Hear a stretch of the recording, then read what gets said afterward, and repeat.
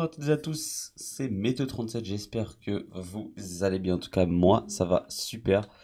Et aujourd'hui on se retrouve pour cette vidéo où on va parler des futurs orages de ce soir qui vont toucher de plein fouet les régions centrales et certains départements du sud-ouest. Donc je vais faire un point assez rapide, hein, cette vidéo ne va pas être trop longue je pense.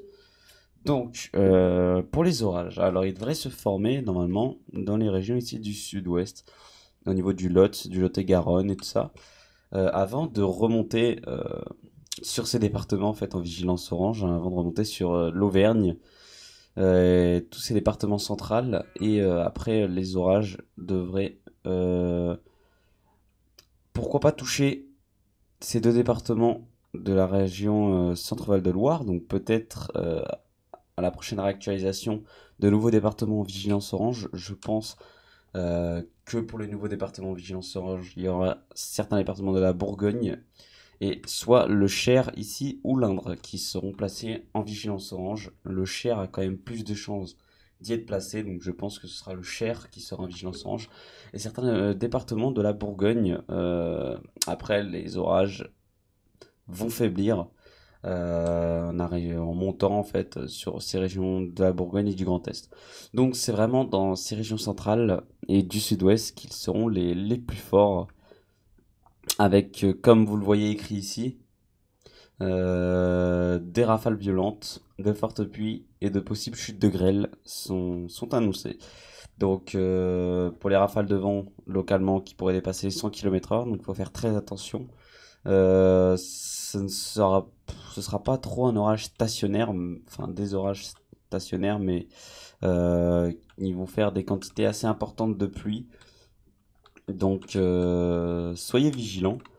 Au niveau de tous ces départements en orange, donc soyez vigilants. Faites attention, tout ce qui est agriculture, les vignobles, tout ça, ils pourraient être bien impactés par ces possibles chutes de grêle. Après, peut-être qu'il n'y aura pas de grêle et les agriculteurs agricoles, tout ça, auront un petit peu de chance. Mais sinon, il y aura de la grêle et il faudra faire très attention.